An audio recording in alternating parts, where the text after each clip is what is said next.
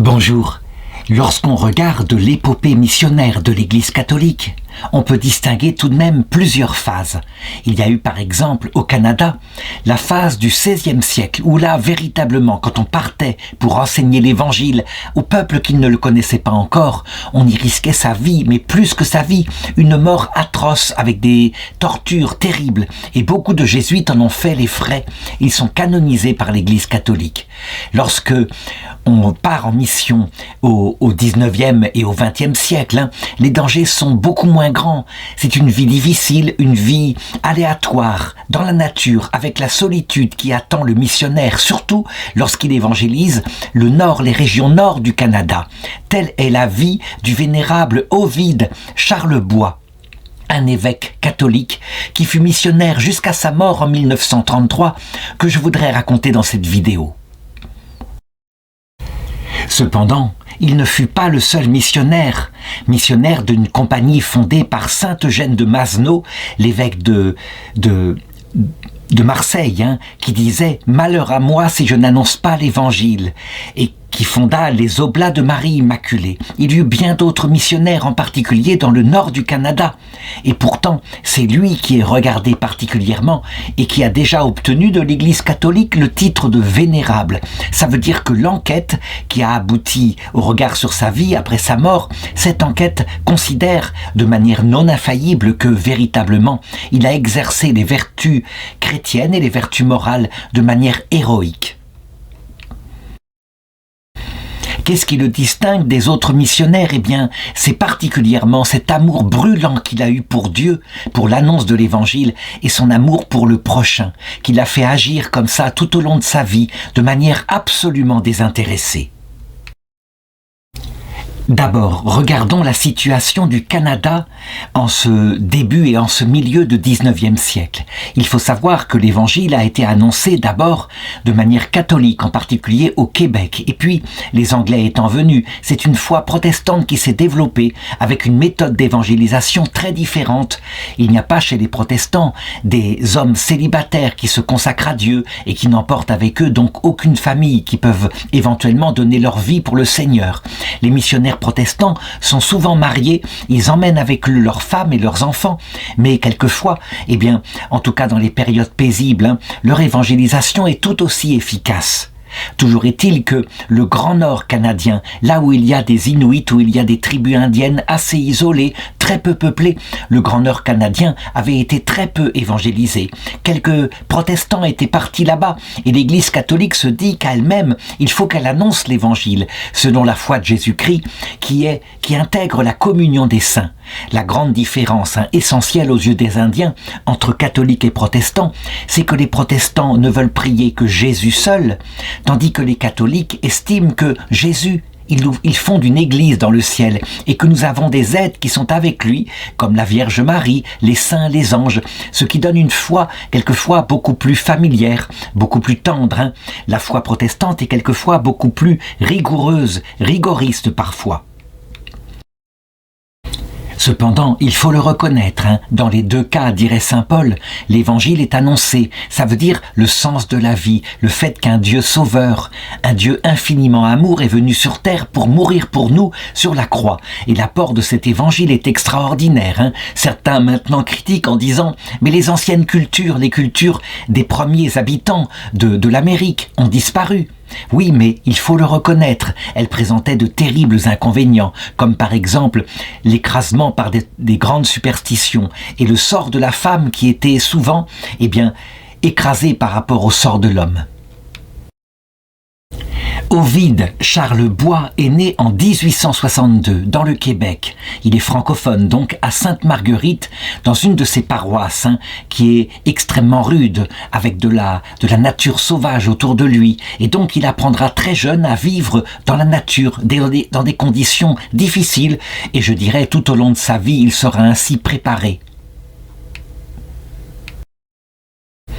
C'est une famille catholique, profondément catholique, telle que c'est vécu à cette époque-là. Je veux dire par là qu'il y a une pression de la part des prêtres au Québec pour qu'il y ait de nombreux enfants. Les enfants sont là pour développer la communauté française par rapport au risque qu'elle soit envahie et dominée par la communauté anglaise, qui est de religion protestante. C'est une famille qui aura donc 14 enfants et ces enfants seront élevés dans la foi. D'ailleurs, il y aura de nombreuses vocations. Une des filles sera sœur Grise. 2 garçons seront prêtres séculiers et 3 des garçons rentreront chez les Oblats de Marie Immaculée. Ce qui est particulièrement remarquable dans cette famille, outre la foi catholique, c'est que justement, elle ne s'est pas laissée déborder par le courant qui parfois existe à cette époque-là. Un courant quelque peu janséniste, quelque peu rigoriste. Un grand amour règne dans la famille, porté principalement par une mère et un père qui sont là, qui jouent leur rôle, autorité et amour. Ce qui fait qu'il est extrêmement équilibré, ce garçon-là, et tous les autres de la famille. Ce qui fait aussi que l'une des plus grandes difficultés qu'il aura sera justement, à cause de sa vocation, de s'éloigner de ce cher milieu familial. Il le dit un peu plus tard, il écrit à l'un de ses frères « Ce qui me crucifie le plus, ce n'est surtout pas la souffrance que j'endure dans ce pays où j'ai été envoyé. Mon plus grand sacrifice, c'est d'être séparé toujours de papa, de mes frères, de mes sœurs. Oui, c'est bien plus grand, je le sais. » L'avantage de ces courriers qu'il a échangés avec son frère Guillaume, qui comme lui est oblat de Marie Immaculée, mais qui est chargé ici au Canada d'être père maître des novices. C'est un rôle important qu'on lui a donné parce que lui aussi est fort équilibré. Eh bien, c'est que de cette façon-là, on voit la spiritualité qu'il y a chez Ovide. On peut repérer non pas seulement ses actions extérieures, ce qui serait un peu pauvre, mais regarder l'âme qu'il y met. Il ne serait jamais vénérable s'il n'y avait cette spiritualité intense que d'ailleurs son frère Guillaume reconnaîtra toujours et il dira toujours « Mon frère est un saint ».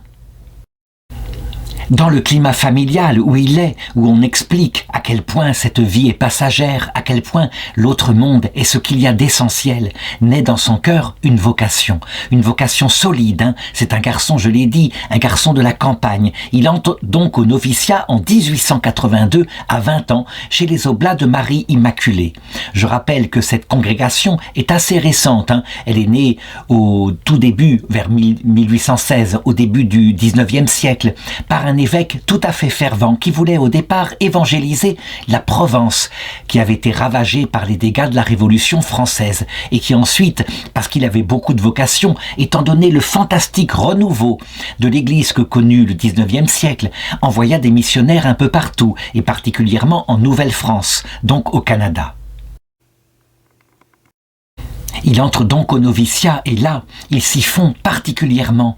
Il faut savoir que ce noviciat, oblat de Marie Immaculée, a donc le cœur de Marie au centre de sa spiritualité, ce qui est fort nécessaire pour un homme comme lui, un garçon des bois, qui a besoin d'être affiné par une présence féminine, d'autant plus qu'il va devoir être célibataire, il se destine à une vie de missionnaire. Donc, on le voit durant ce noviciat, il est un bout en train, mais pas seulement, il se fond dans l'obéissance avec un grand effort sur lui-même. Il travaille les études, c'est ce qui lui est demandé. Mais particulièrement, on peut le dire, il a une tendre dévotion à Jésus, à Marie. Mais aussi à Saint Joseph. Je veux dire que sa foi, comme ça, en se tournant vers le ciel, dans sa prière intérieure, sa foi est tout à fait familiale. Il renouvelle dans son cœur une sorte de cellule intérieure où une famille, la Sainte Famille, habite. Et pour le moment, il ne connaît pas celle qui sera la chérie de son cœur, je dirais celle qui le portera dans toute la seconde partie de son apostolat lorsqu'il sera évêque. Il ne connaît pas encore la petite Sainte Vierge, tout simplement parce qu'elle n'est pas encore née. Sainte Thérèse de l'Enfant Jésus, qu'il découvrira beaucoup plus tard. En fait, en réalité, elle est née, mais elle est inconnue. Elle écrira son journal, elle mourra en 1897 et c'est alors que peu à peu, ce journal, Histoire d'une âme, se répandra dans le monde entier et particulièrement dans les terres francophones, au Québec. Son maître des novices et ses frères aux Oblats de Marie Immaculée observent ce garçon et ils savent à quel point c'est un garçon vigoureux, habitué à la nature. D'ailleurs, dès qu'il retourne en vacances pour l'été, qu'il rejoint sa famille, on le voit qui sait s'amuser sur le Saint-Laurent, qui sait conduire un canot en écorce, qui est un bout en train infatigable, un sportif extraordinaire. Et du coup, eh bien, c'est là que va naître l'idée que dès qu'il sera prêtre, il sera envoyé peut-être dans des régions que personne n'évangélise, dont personne ne s'occupe, les régions du Grand Nord. À 24 ans, en 1887, Monseigneur Grandin l'ordonne prêtre et il lui envoie une lettre en lui indiquant quelle sera son affectation. Il lui demande d'aller vers le Kivatine. Et voici une lettre qu'il lui envoie, une lettre magnifique où tout est dit. « Je crois que vous aimez assez bien le bon Dieu pour trouver la nouvelle bonne. Cependant, je dois vous avouer que si vous ne consultiez que la chair et le sang, vous pourriez considérer la nouvelle comme mauvaise. Mais vous n'avez pas embrassé la vie religieuse pour jouir, et le bon Dieu vous montre qu'il vous aime et a confiance en vous puisqu'il vous confie une mission toute de dévouement. Courage, cher et bon frère, soyez tout de bon l'homme de Dieu. Donnez-vous à lui tout spécialement pour vous user, pour sa gloire, pour vous user, remarquez bien, je ne dis pas pour vous tuer.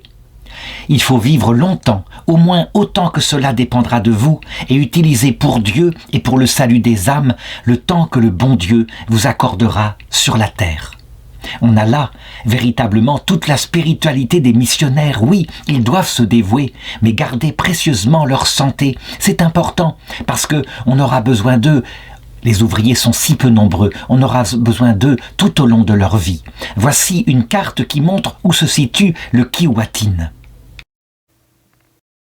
On le voit pour le moment, Monseigneur Grandin ne l'envoie pas dans le Grand Nord, et il a bien raison. Il est prudent. En effet, c'est un jeune missionnaire, certes plein de zèle, mais il vaut mieux l'envoyer pour ses débuts dans le sud du Canada, le long du Saint-Laurent, dans des régions où, malheureusement, il va connaître un premier apprentissage très dur. Lui qui souhaitait le Grand Nord, eh bien, il va connaître une grande solitude. Il avait indiqué, sa plus grande crainte, c'était effectivement la solitude. Cependant, et c'est là que se voit déjà sa sainteté, il accepte, là où on l'envoie, il y va. Il faut reconnaître que durant cette période qui va durer 4 ans, il ne va pas rester plus d'1 mois et demi en compagnie d'un autre missionnaire des Oblats de Marie Immaculée.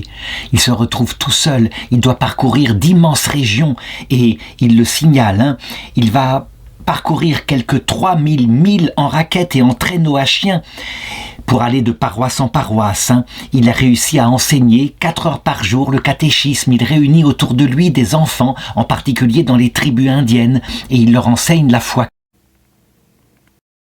Et là, on peut le dire, eh bien son évêque lui a donné un fort apprentissage de sa mission future. Il écrit à son frère à ce moment-là, en parlant de la solitude extrême qu'il vit. « N'en profite pas cependant pour me croire malheureux, car ce n'est pas le cas.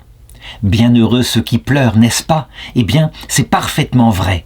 Plus je pleure, plus je suis heureux, plus j'estime ma vocation, plus j'en remercie le bon Dieu. Je trouve dans le saint sacrifice de la messe toute la force et les consolations dont j'ai besoin. C'est pourquoi, après avoir pleuré, je chante le cœur gai et parfaitement à l'aise. » Il faut remarquer que les Oblats de Marie Immaculée sont préparés à cette vie de solitude. On les prépare à être prêtres, ils le savent, ils seront solitaires. Et donc, on leur enseigne durant leur noviciat à ne jamais abandonner la prière, le sacrifice de la messe, mais aussi le bréviaire. On voit souvent des photos avec des missionnaires Oblats de Marie Immaculée. Ils ont leur croix à leur ceinture. C'est la croix qui leur a été offerte au moment du départ en mission, la croix des missionnaires. Et ils ont souvent sous le bras un livre. Eh bien, c'est ce qu'on appelle le bréviaire. C'est le livre où il y a les psaumes et des méditations. Ils sont contraints de les dire plusieurs fois par jour. de manière à ne pas perdre le contact avec Dieu. Le plus grand risque dans une vie active comme celle-là, évidemment, c'est de se couper, un peu comme un sarment qui se couperait du pied de vigne, se couper de notre Seigneur. Donc, il a cette formation-là, et on peut le dire, ce qui le tient dans cette grande solitude, et cet apostolat qu'il fait auprès de personnes qui n'ont quelquefois jamais entendu parler de Jésus, ce qui le tient, c'est son contact avec le ciel. En fait, finalement, il n'est seul que sensiblement, il n'est jamais seul dans son âme.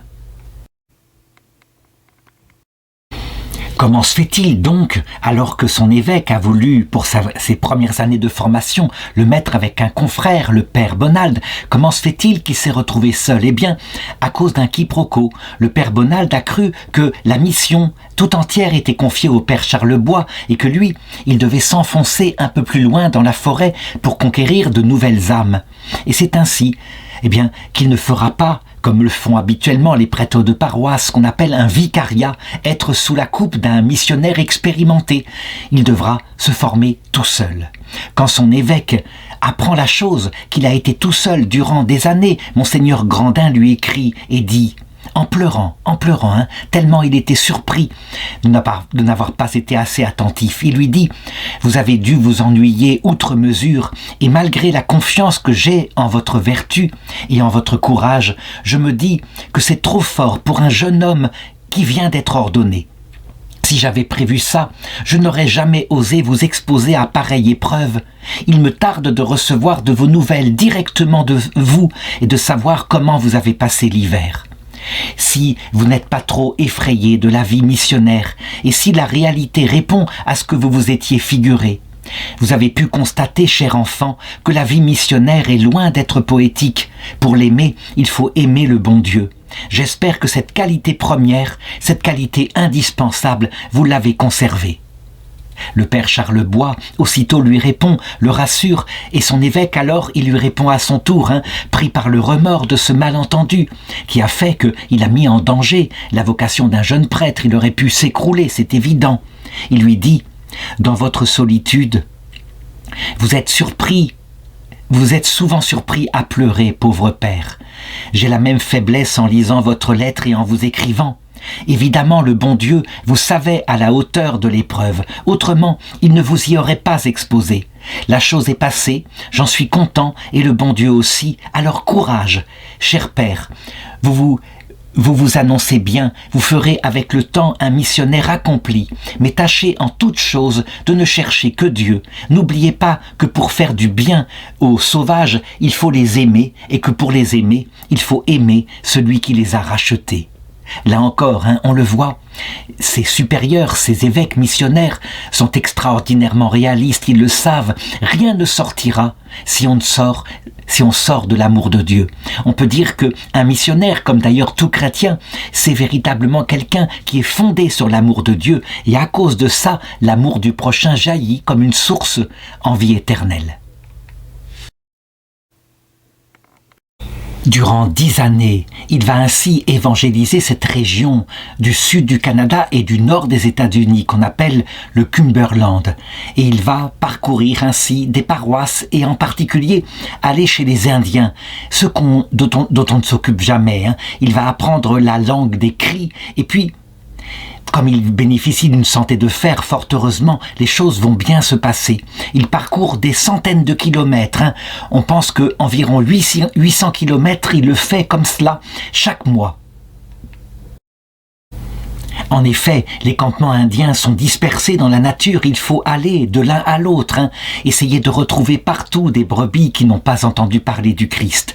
Il a d'autres talents. Quand il était jeune, il a appris à manier la menuiserie, et donc, dans les endroits où il passe, là où il instaure une mission, là où il baptise quelques chrétiens, eh bien, à chaque fois, il prend les choses en main. Il faut construire une chapelle, un lieu où on puisse se réunir. Eh bien, il équarrit des planches, il abat des arbres, il le fait à la main avec un courage, une force de caractère extraordinaire. Par exemple, lorsqu'il veut un jour construire une belle chapelle, une chapelle qui soit accueillante, il doit équarrir lui-même 5000 petites épinettes pour arriver à lambrisser l'intérieur, pour la rendre jolie. Et donc, on a une de ces lettres qu'il écrit Mais que c'est triste que cette vie, je ne désire rien tant que le moment où je quitterai cette terre. Je ne vous demande pas cependant, ô mon Dieu, d'abréger mes jours. Tout ce que je vous demande, c'est de vouloir accepter chaque instant de ma vie comme autant de petits martyrs, afin que si je ne suis pas digne de verser mon sang pour vous, ma vie entière devienne au moins un martyr continuel. Oui, mon Dieu, dès aujourd'hui, je veux commencer à vivre ainsi le martyr. On le voit, il y a dans son esprit le même esprit que les premiers missionnaires qui, eux, risquaient d'être exterminés par les Indiens. Lui, c'est un martyr quotidien et il est là, fidèlement, malgré la solitude. Il tient bon. Son apostolat, il faut le reconnaître, est bien pauvre, mais il va vers les plus exclus, les plus abandonnés parmi les hommes. Des paroissiens, il n'en a pas beaucoup, ces villages sont très peu peuplés, peut-être 3000 âmes, mais il y a parfois des joies extraordinaires, comme par exemple cette lettre qu'il écrit en 1892, il a alors 30 ans, il est encore un jeune missionnaire. Il raconte comment un jour, il arrive dans une cabane où il trouve une femme qui est là, en train de mourir, une femme complètement abandonnée. La pauvre vieille femme avait plutôt l'air d'un squelette que d'un être vivant. Elle gisait sur les branches de sapin sous une misérable loge de coton. Une simple couverture de peau de lièvre la défendait du froid. Une légion de poux étaient ses plus fidèles amis. Impossible de donner une peinture exacte de son état de pauvreté et de souffrance. C'est là, cependant, que notre Seigneur a daigné entrer, se reposer un instant sur une toute petite boîte, puis descendre dans le cœur de cette pauvre dame mourante pour la fortifier et la préparer à passer dans une vie meilleure. En effet, il lui a donné le viatique, l'Eucharistie, celle ultime qu'on donne aux mourants. Oh, comme j'étais touché de la bonté de notre divin Maître et du bonheur de cette femme qui ressentait à recevoir ainsi son Dieu encore une fois avant de quitter cette terre. Quel bel exemple aussi de patience et de résignation elle m'a donné. Quelle belle couronne elle a dû se préparer dans l'autre monde. Pourquoi nous aussi ne serions-nous pas plus patients et plus soumis à la volonté divine dans les épreuves et les maladies ?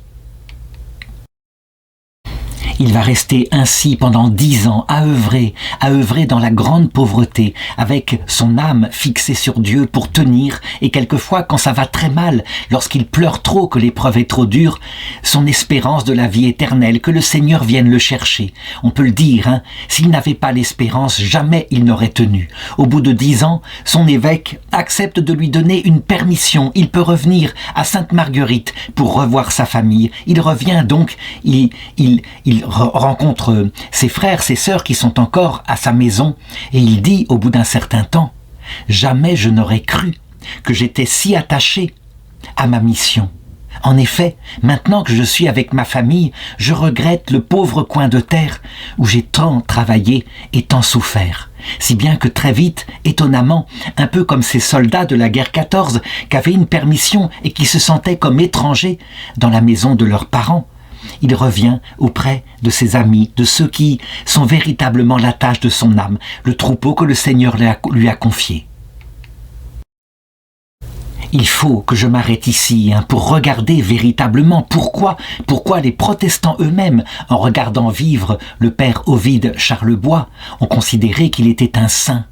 Eh bien, particulièrement, ce qui est vrai, c'est vrai, il est dévoué, il donnerait sa vie pour sa paroisse, pour ses paroisses, pour ces centaines de fidèles qu'il a ainsi, mais il a aussi, qui émane de lui, une force de douceur, quelque chose de bon, quelque chose de généreux. D'où est-ce que ça lui vient ? Eh bien, j'en ai parlé au début de cette vidéo. Il a la Vierge Marie dans le cœur. Il a véritablement avec lui une vie intérieure et la féminité de Marie qui adoucit les aspérités de cet homme des bois, cet homme rude, fait pour affronter toutes les circonstances. On sait qu'à cette époque-là, et venant de France, il y a une double dévotion. La dévotion au cœur de Jésus, qui est apparue à Sainte Marguerite Marie, et au cœur de Marie. Il y a aussi la médaille miraculeuse qui a été donnée depuis 30 ans par la Vierge Marie à la rue du Bac. C'est une médaille très spéciale puisque au verso, il y a les deux cœurs de Jésus et Marie. Le cœur de Jésus qui est couronné d'épines, le cœur de Marie qui est transpercé d'un glaive. Donc, eh bien lui, c'est sa dévotion particulière. Le cœur, c'est l'amour, et donc il regarde Jésus lui-même, non pas comme un juste juge, quelqu'un de féroce, mais plutôt comme un bon berger plein d'amour. Il nourrit son intelligence en particulier par une biographie de Sainte Marguerite Marie, et au cours de sa première année de solitude dans le Cumberland, il écrivait « J'ai surtout goûté les paroles, je t'ai choisi comme un abîme d'indignité et d'ignorance pour l'accomplissement d'un si grand dessein. » Ce sont donc là les deux caractères de l'apôtre du Sacré-Cœur. Or, ce qui me réjouit, j'ai en moi ces deux caractères de perfection, ce qui m'encourage à devenir apôtre du Sacré-Cœur. À 27 ans, il écrit cette pensée qui le tient dans son apostolat. Il me semble que je serais content je ne serais content que si je pouvais aimer bien de tout mon cœur le Sacré-Cœur et la Sainte Vierge, être assez courageux pour souffrir pour eux et être capable de sauver beaucoup d'âmes.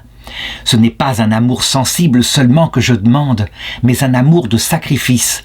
Il me semble que je ne fais pas assez pour Jésus. Je pourrais faire plus si j'avais plus d'amour. Il faut le reconnaître, en effet. Souvent, nous n'aimons Jésus que lorsqu'il nous donne des grâces sensibles, que nous sentons sa présence. Lui, bien sûr, il n'en est plus là depuis longtemps. Il ne demande rien de cela, simplement des actes. Il veut aimer le Seigneur par des actes d'amour. Et justement, sa vie de solitude est un acte d'amour. Évidemment, comme il est prêtre, eh bien, sa dévotion particulière avec le Sacré-Cœur, qui nourrit son cœur dans l'oraison du cœur, c'est bien sûr l'Eucharistie. L'Eucharistie qui descend dans sa main lorsqu'il célèbre la messe. Et véritablement, on peut dire qu'il rejoint le Seigneur ici. Et puis, avec l'Eucharistie, la Sainte Vierge. Voilà ce qu'il écrit aussi. Il me semblait que la Sainte Vierge tenait elle-même mon chapelet et qu'elle me conduisait. Ainsi, nous avons marché tout le jour sans nous égarer. Il n'y a qu'un seul portage que nous avons eu un peu de difficulté à trouver. Tous les autres, nous arrivâmes droit dessus, comme si nous eussions connu le chemin. Qu'est-ce que raconte ce texte ? Eh bien, qu'à un moment donné, lorsqu'ils sont perdus dans une tempête de neige et qu'il dit son chapelet, eh bien, la Sainte Vierge le guide, il en a l'expérience, ce qui fait que du coup, puisqu'il survit à cette épreuve, il le sait, dans sa vie, quelle qu'elle soit, la Sainte Vierge est là et elle lui a montré en le conduisant à travers la tempête. Je voudrais parler rapidement du chapelet qu'il dit sans cesse dès qu'il est dans la solitude. Le chapelet, eh bien, c'est la prière du pauvre. Il permet cette prière répétitive que souvent les protestants ne comprennent pas parce qu'il leur paraît qu'on semble rabâcher. Elle permet de méditer les mystères de Jésus à la lumière de la Vierge Marie. Et c'est ce qui explique la douceur extrême de son cœur. Mais je voudrais parler maintenant d'une découverte qu'il va faire. Il est déjà plus âgé, Eh bien, on peut dire les années 1900 sont arrivées. Voici que se répand un peu partout un petit livre qui a été écrit par une petite carmélite dont je parlais tout à l'heure, la future Sainte Thérèse de l'Enfant Jésus. Elle est rentrée au Carmel à 15 ans et elle est morte moins de 10 ans plus tard de tuberculose, dans de terribles souffrances. Mais alors qu'elle était en train de mourir, sa sœur, qui était religieuse avec elle au Carmel, ce Carmel de Lisieux qu'elle n'a jamais quitté, lui a demandé de mettre par écrit, ne serait-ce que pour s'occuper. Sans doute était-ce là, au départ, l'intention de sa sœur, de mettre sa vie par écrit, ce qu'elle a fait. Et son livre, qui était au début réservé au couvent des Carmélites, peu à peu a été donné à des personnes qui ont été bouleversées par la simplicité, la poésie, l'amour de Dieu qui y transparaît. Et c'est vrai, il y a, disait le pape Pie XI, le trésor de son apostolat, le trésor de son pontificat. On peut dire que Sainte Thérèse de l'Enfant Jésus, avec un glaive fait de paroles très simples, elle est la pire ennemie d'une hérésie qui à cette époque-là courait aussi au Canada. Le jansénisme, donc la menace de l'enfer. Si on ne faisait pas ce que l'Église voulait, comme par exemple avoir de nombreux enfants, on risquait l'enfer éternel.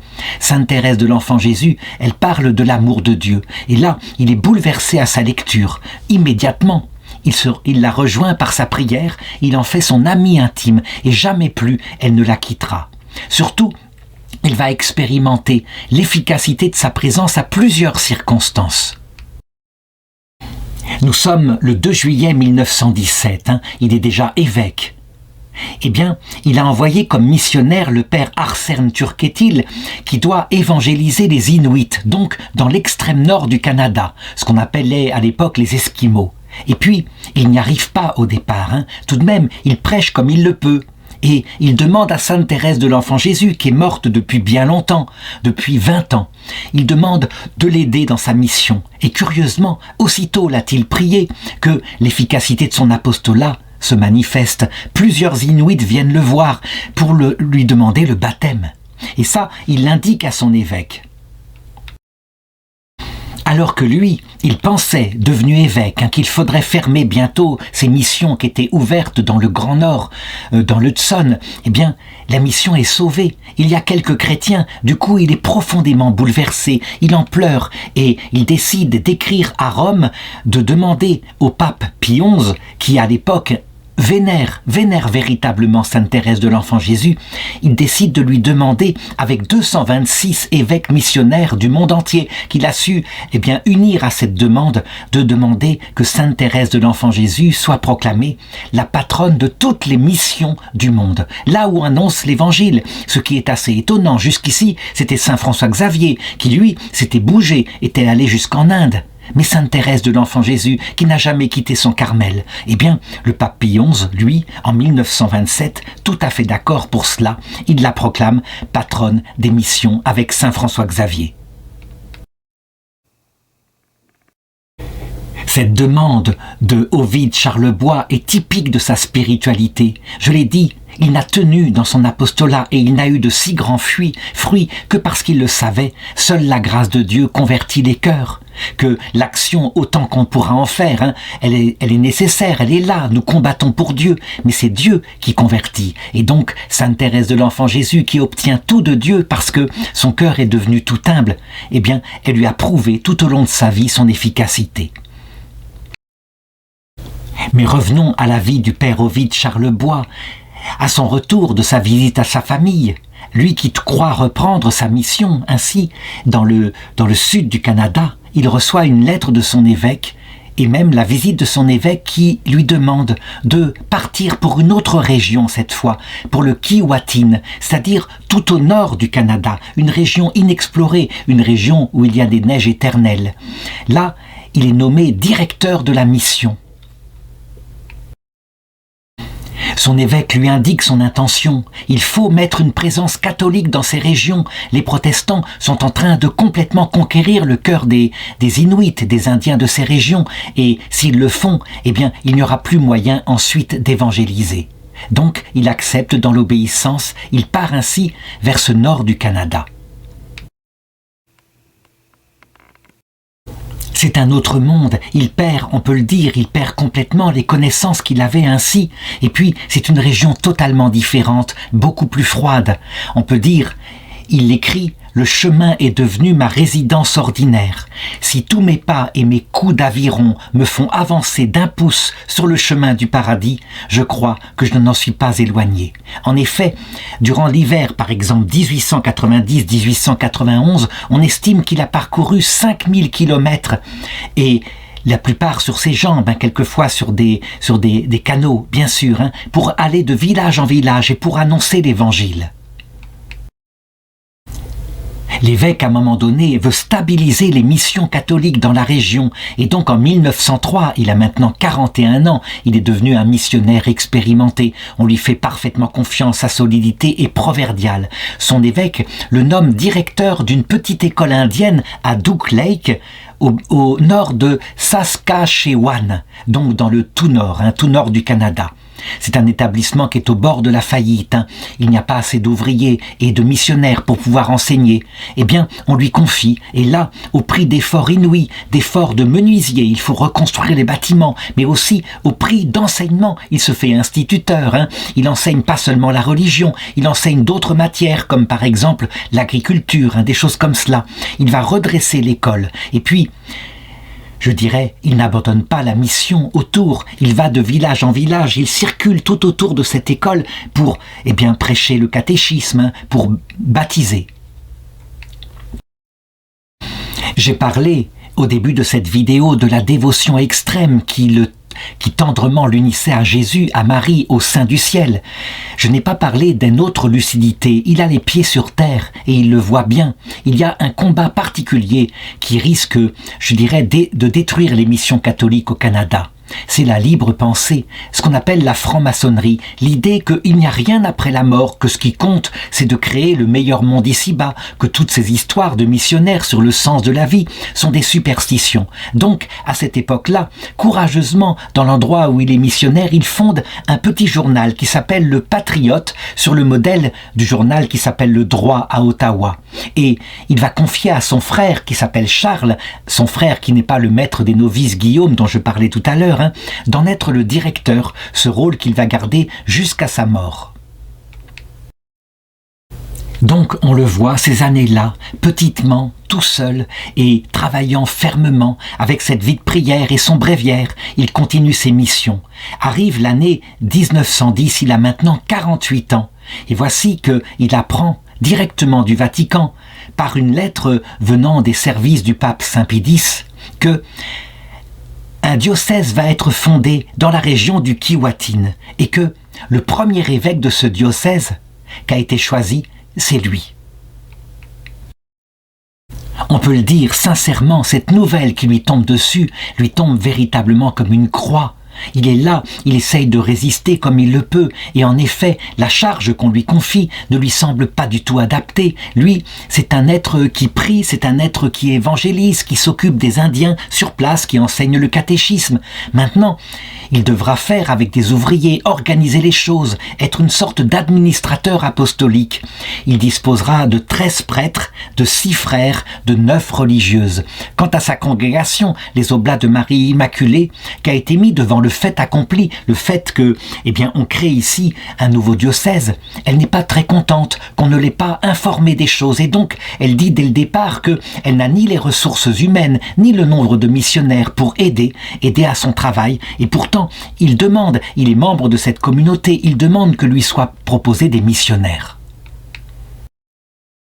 Il le sait, s'il accepte, et il est bien obligé d'accepter cette mission d'évêque, il aura à gérer toutes sortes de difficultés administratives, en particulier avec le gouvernement du Canada, parce qu'il s'avère que cette région-là, comme par hasard, elle ne dispose pas du même statut administratif que les autres régions du Canada, ce qui fait que s'il crée des écoles ici pour les Indiens dont personne ne s'occupe, il ne bénéficiera d'aucune subvention venant de l'État.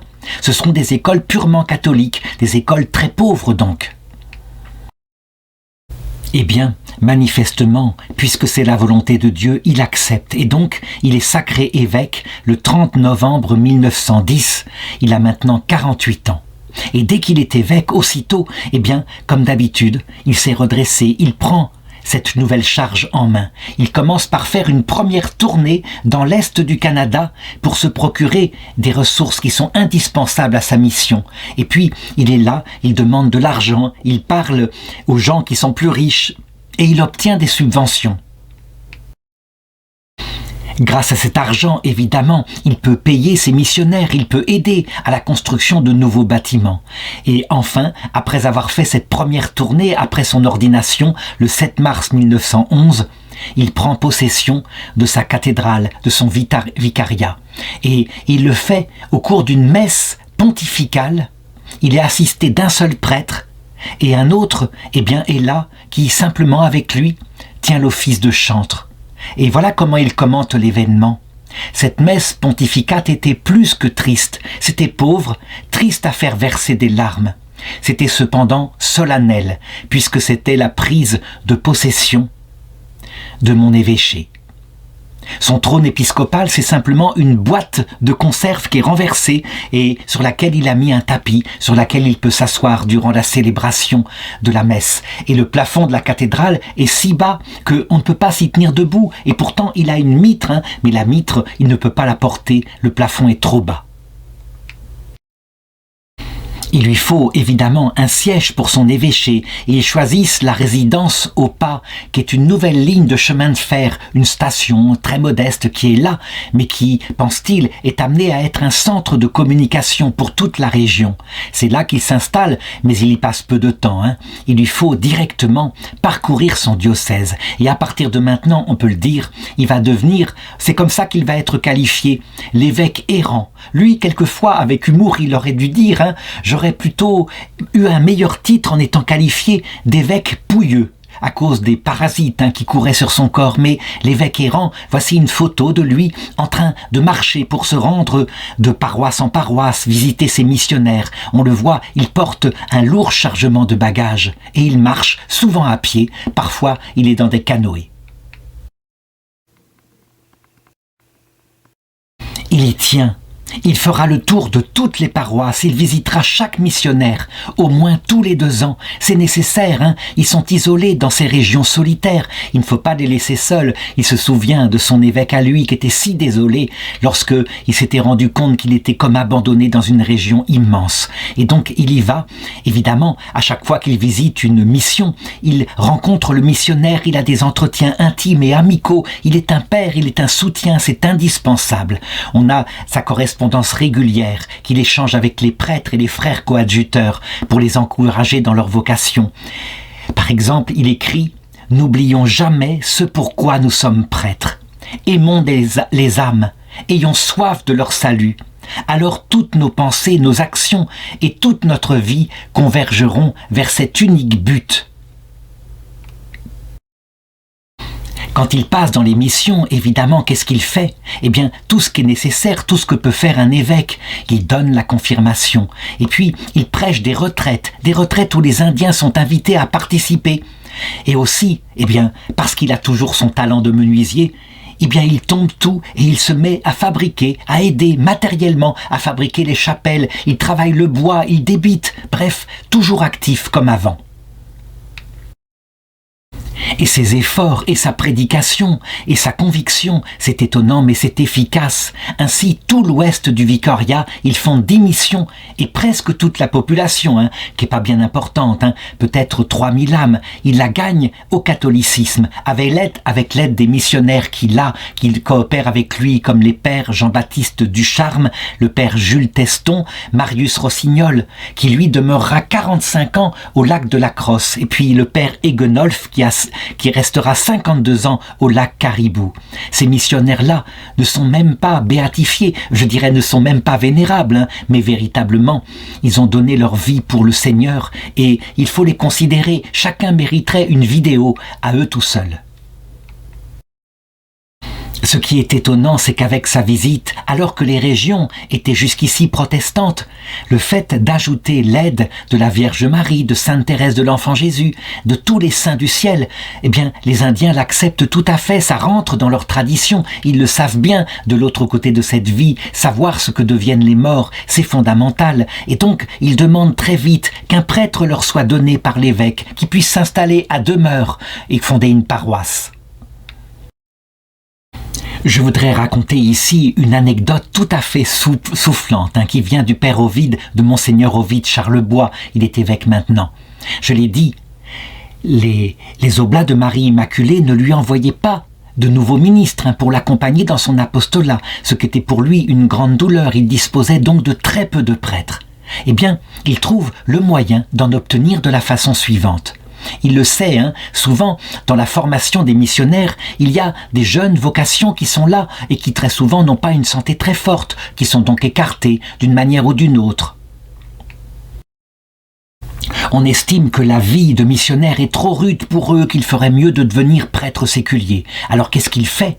Très simple, il fonde un noviciat des Oblats de Marie Immaculée à Ottawa, un noviciat où tous ceux qui ont été ainsi écartés et qui avaient pourtant dans leur cœur la vocation de missionnaire sont invités à se rendre et lui, il les reçoit, il peut le faire, il est évêque et non seulement il leur donne tous les cours qu'il faut pour qu'ils puissent être préparés à être prêtres, mais il appelle ce séminaire l'université des têtes malades et il les ordonne prêtres et eux, très souvent, eh bien, sont les plus forts. Ils ont peut-être une petite santé, mais rien à faire.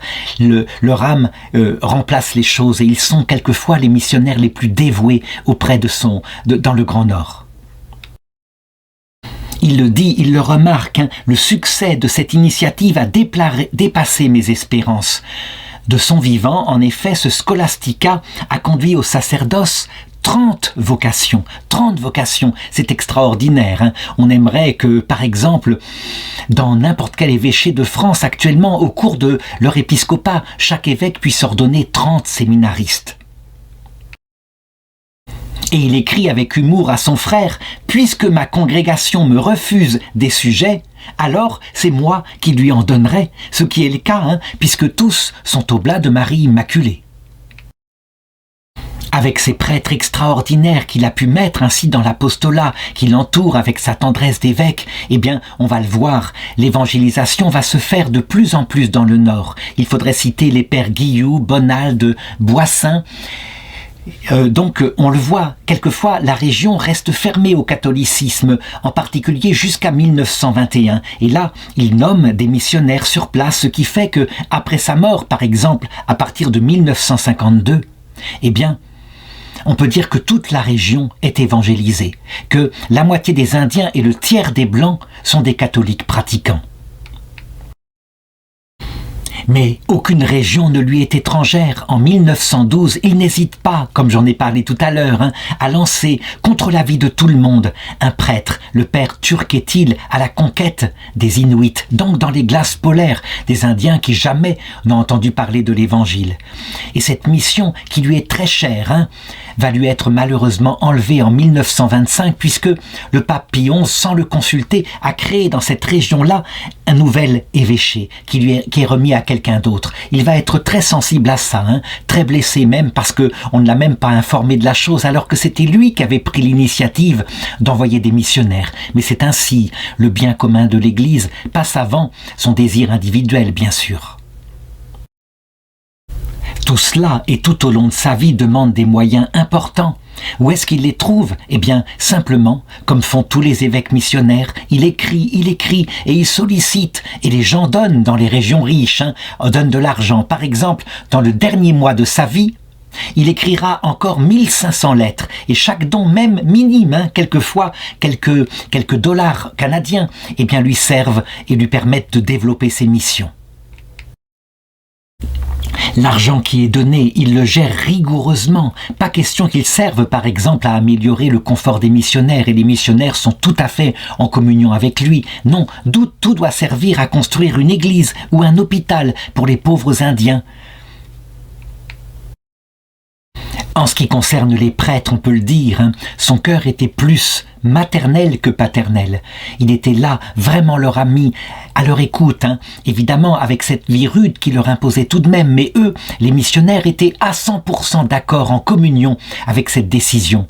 Et puis, malgré tout, il était là fermement pour leur rappeler les règles qui feraient que, sinon, ils ne tiendraient pas dans la mission, le bréviaire qu'il fallait dire fidèlement, le chapelet, la messe à célébrer chaque jour. Il repart sans arrêt en mission.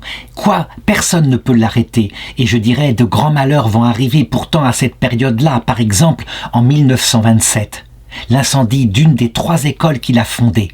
C'est terrible, Il y a 19 victimes, un certain nombre d'enfants et aussi une religieuse. Il est bouleversé par cela. Il se dit que sans doute le démon est là, qui attaque la mission, comme c'était d'ailleurs le cas au début de l'évangélisation du Canada, au point que il avait fallu l'offrande d'une religieuse, une offrande d'une petite religieuse béatifiée, la bienheureuse Marie-Catherine de Saint-Augustin, pour que bizarrement, depuis le ciel, une aide vienne et que les malheurs s'arrêtent. Il écrit: « Ces pertes de vie me crèvent le cœur. Je pleure malgré moi. Très rarement un malheur m'a aussi profondément affecté. Je baise volontiers la main du bon Dieu qui m'éprouve, mais ma pauvre nature ne peut s'empêcher de ressentir le coup et de gémir. » Il va connaître ici, effectivement, l'une de ses plus grandes nuits intérieures. Il regarde Dieu, et c'est la méditation profonde sur le sens de la souffrance. Pourquoi Dieu permet-il de tels malheurs? En réalité, nous le savons, l'explication est toujours la même. Nous devons sortir de cette vie, malgré les grands succès que nous avons sur la terre, avec un cœur brisé, un cœur humble. Personne ne peut voir Dieu sans être mort à soi-même. Mais ça, je dirais, lui, il le sait profondément par sa prière. Il ne le sait peut-être pas théologiquement, les choses seront développées surtout dans la deuxième partie du XXe siècle. Par contre, il a l'énergie pour se relever. Et donc, parce que l'ouvrage, l'école n'était pas du tout assurée, il fallait faire des économies, alors il se met à l'ouvrage. Et voici qu'il va bûcher 200 000 pieds de bois afin de reconstruire l'école au plus vite. En 1930, donc 3 ans plus tard, de nouveau, un incendie. Et encore, le plus bel établissement, la plus belle école, l'école des missions de Cross Lake, est brûlée, avec 10 victimes, dont la religieuse qui était supérieure. Et cette fois, l'administration fait tellement d'embûches qu'il n'y aura aucune subvention pour l'aider. On peut le dire, le gouvernement d'Ottawa, quelque part, eh bien, il est plus humaniste sans Dieu que chrétien maintenant, à cette période-là. Le Seigneur, manifestement, est en train de le préparer à la vie éternelle. Et on peut le dire, dans presque toute la vie des saints, on constate que les dernières années, les années de la vieillesse, lui n'est pas vraiment vieux. Le 22 septembre 1929, il a 67 ans.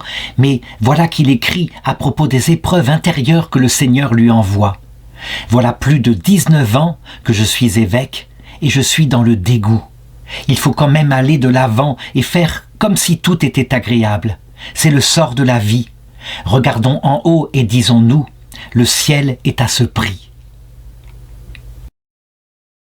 Comme il l'avait prévu au début de son épiscopat, ce qui le marque le plus, ce sont les tatillonnements des administrations au niveau du Canada. Il a affaire à des fonctionnaires qui se moquent complètement de la mission, qui sont là simplement pour administrer matériellement les choses, qui n'ont aucun souci des âmes les plus pauvres, et donc très peu d'aide. Quand il crée une école, et il le fait avec les moyens qu'il a, comme il le peut, eh bien il y a toujours un envoyé du gouvernement pour surveiller, pour entraver les réalisations. On peut penser que c'est dans une bonne volonté pour éviter justement les incendies, mais on regardera des choses tatillonnes comme la largeur d'un couloir pour l'école de Cross Lake. Enfin bref, il épuise son énergie dans des détails comme cela, ce qu'on pourrait appeler les normes. Évidemment, je l'ai dit, c'est une grande âme qui vise l'annonce de l'Évangile en premier lieu, mais il reste aussi avec ses petitesses. Par exemple, son goût pour la francophonie. Il est québécois et c'est pas pour rien. Sa famille, eh bien, elle était encouragée par les prêtres à avoir de nombreux enfants afin que jamais le français ne disparaisse. Et voici que, du côté de Rome, quelquefois, on envoie des évêques qui sont irlandais, donc qui parlent anglais. Et là, il n'hésite pas. Il se rend à Rome à cette époque-là et il va voir le pape pour réclamer que des évêques qui sont nommés soient francophones. C'est très important. Et le pape le regarde avec une certaine tristesse. Du coup, il revient tout à fait complexé en se disant « Avec mon désir, évidemment, qui est si petit, j'ai fait de la peine au pape. » N'empêche que le pape, manifestement, va entendre son appel puisque sur le siège du prince Albert, un évêque francophone est nommé, c'est Monseigneur Prudhomme. Donc on le voit, il doit faire un effort sur lui-même pour regarder l'Église catholique et non pas simplement l'Église québécoise. C'est une importance, c'est très très important. Et maintenant qu'il est au ciel, évidemment, il est tout à fait d'accord avec cela. D'autres soucis plus importants le marquent à cette période-là, vers la fin de sa vie. Nous sommes vers 1930, on le sait. Du côté de l'Union soviétique, il y a eu la révolution, le communisme, et il est très inquiet par les idées comme ça, athées, qui se répandent un peu partout. En particulier, il y a la franc-maçonnerie, je l'ai dit, qui prône un bonheur sur la terre, puisqu'il n'y a rien au ciel, mais il y a aussi le communisme, qui envisage un bonheur par le partage à égalité des richesses, mais toujours un bonheur matériel, fondé sur l'argent. Il devient un peu obsédé par cela, d'autant plus qu'il le constate, eh bien, des Blancs arrivent de plus en plus dans sa région, dans son évêché, dans le Kiwatine, parce qu'on y a découvert des richesses minières. Et donc la population indienne, qui était déjà si petite, est de plus en plus envahie par des Occidentaux. Si bien qu'il doit changer son apostolat, adapter maintenant son rôle d'évêque à ses nouveaux paroissiens. Cependant, il le constate, les Blancs qui arrivent ici amènent avec eux non seulement des maladies, mais souvent leurs propres vices, et il les communique aux Indiens, qui pensent beaucoup plus, de plus en plus, à leur bien-être matériel, et plus tellement au bien-être de leur âme spirituelle. En réalité, ce qui arrive ici dans ces années 1933, c'est le monde moderne, le monde qui, 30 années plus tard, par la Révolution tranquille, évacuera le catholicisme de toutes ces régions pour le remplacer par une sorte de recherche du bonheur sur la terre. On peut dire que à cette période-là, depuis longtemps, il regardera les choses du ciel avec le regard de Dieu, et dans la paix, évidemment, parce que Dieu a des moyens pour rattraper les âmes, bien sûr. Quelle est l'occasion de sa mort? Eh bien, il est jusqu'au bout, comme cela, debout, et sur un traîneau le 20 novembre 1933, il décide d'aller visiter une mission qui se trouve au sud de son évêché. Et là, sur le traîneau, il attrape froid, il attrape une bronchite aiguë. Si bien que ce jour-là, après 22 ans d'épiscopat, à l'âge de 71 ans, sa santé pour la première fois le trahit. Il meurt comme cela. Et on le sait, eh bien cette bronchite a tourné en pneumonie. C'est quelque chose de terrible. Beaucoup de gens mouraient de cette façon-là. Il est enterré avec tous les honneurs et les gens sont là, les Indiens en particulier, qui sentent que ce n'est pas n'importe quel homme, que c'est le père de leur foi, que c'est un saint. D'ailleurs, il va y avoir, durant son enterrement, un fait absolument prodigieux qu'ils vont constater, qui est de l'ordre du signe, pas du miracle, mais qui tout de même va les toucher énormément. Ils voient se lever, alors qu'il n'est pas enterré encore, que son cercueil est encore exposé, ils voient se lever un vol de perdrix blanches qui survolent le corbillard à plusieurs reprises et puis ensuite qui prennent la route du cimetière avant de disparaître au loin aux yeux des spectateurs. Les gens diront, c'est son âme, c'est le signe de son âme qui s'est en allé pour le ciel. Et en effet, il y avait de quoi être étonné pour les gens de la région. Jamais on n'avait vu ces oiseaux en cette saison si près des habitations. 20 ans après sa mort, même moins de 20 ans après, en 1951, les évêques de la région ouvriront sa cause en béatification et sa cause aboutira en ce qui concerne l'enquête de l'Église. Il n'y a pas de problème. Vraiment, on peut le dire, Monseigneur Ovide Charlebois admirait et vivait les vertus de pauvreté, d'humilité, de mortification et mettait au-dessus de tout son amour pour les fidèles qui lui avaient été confiés. Donc, il y a véritablement une décision qui aboutit au début du pontificat de Jean-Paul II. Il est déclaré vénérable. Vénérable, il n'y a plus qu'à attendre maintenant un signe de Dieu à travers un miracle que Dieu confirme qu'il le veut sur les autels. La cause en est restée là depuis cette époque-là. La critique que font certains qui disent « Eh bien, c'est parce que les évêques, quelquefois, ne s'occupent plus maintenant de mettre en avant les vertus qu'avaient ces saints missionnaires de l'époque, mais plutôt quelque chose comme l'œcuménisme, quelque chose comme cela. » Et donc, si Dieu le veut sur les autels, simplement, si un miracle se produit, quand on le priera à son intercession, eh bien, il faut le signaler, il faut écrire en donnant toutes les preuves, et de cette façon-là, il sera béatifié. Et si un deuxième miracle a lieu un jour, eh bien, il sera canonisé. Dans ce cas-là, l'infaillibilité de l'Église est engagée, non pas parce que Monseigneur Ovide Charleroi aurait été parfait tant qu'il était sur terre, je l'ai montré, il avait les défauts de ses qualités, mais parce que, dans sa vie, telle qu'elle était, il a exercé de manière héroïque les vertus principales qui font un chrétien.